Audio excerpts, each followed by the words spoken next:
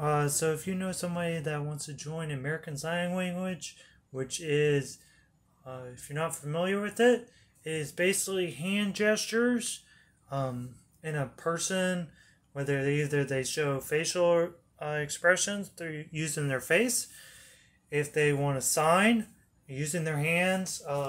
It's a various language, so signs can mean different things, and it changes all based on your emotion on your face or your lack of emotion on the face. It is how you communicate with people that cannot hear or can barely hear. But each thing has a sign, and you go from there. So this is a website. It's signasl.org. And you can look up any word, and it actually shows you how to do it. See, it'll show you how to do it, and then you can repeat it. It's actually the same, and you can see there's different variants. That's variety. So he shows you how to do them, and then you go around from there. Let's see how he had changed the motion between her and this person. So they vary. Let's say you want to do form. See how that one's different. It goes up and then goes back down. Let's see how this person does it. This one hand spells it. Or does it, using their face. So it's all different. And they all mean different things.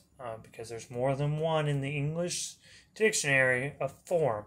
So it just depends on how you use it in the sentence. And the sentences are different. Obviously, because it's its own language on its own. And from there, it's a okay field. The biggest thing is learning the facial expressions and then using the sign space. That was a big one for me. Turning your shoulders means something in the term. It means and, or you're moving to the next thing. That's a big one, especially the big thing is the facial expressions. But that's a big, be careful kind of thing, because one slip of the, either whether you're on the face or the cheek, means something completely different. Here's a good one, candy.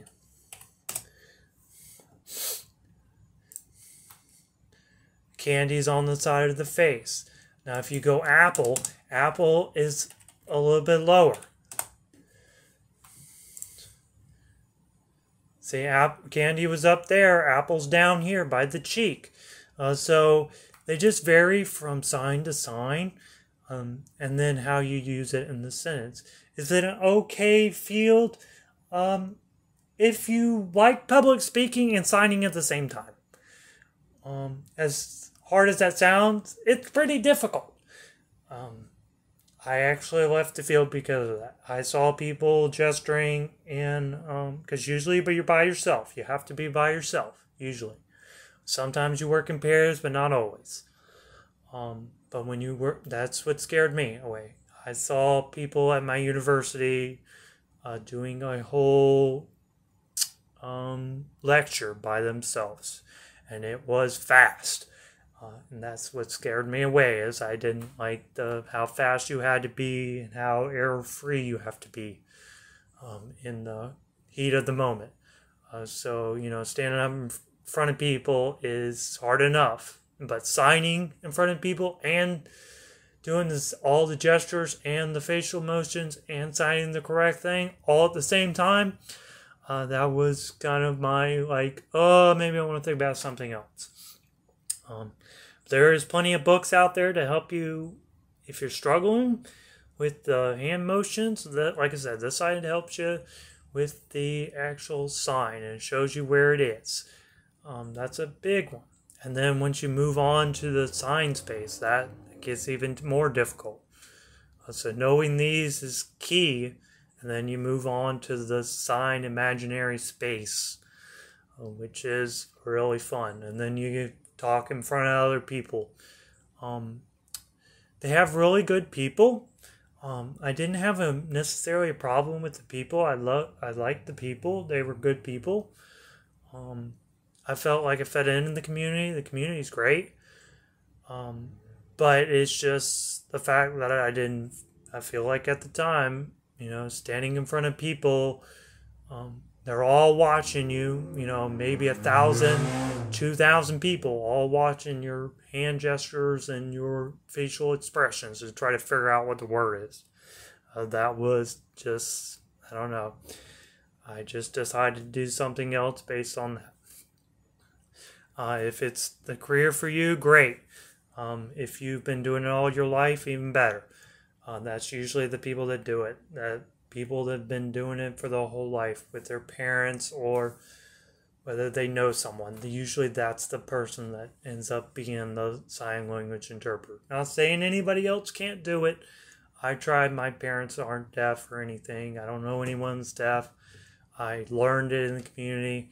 But after a certain period of time I got in the field, I did not like standing in front of 2,000 people and by myself trying to say something as fast as you get probably 4 or 5 seconds after the person says it, they speak it. You get 4 or 5 seconds before you have to sign it sometimes, and that's if the audience is being nice. If not, you have to sign it at the same time as the person is speaking it.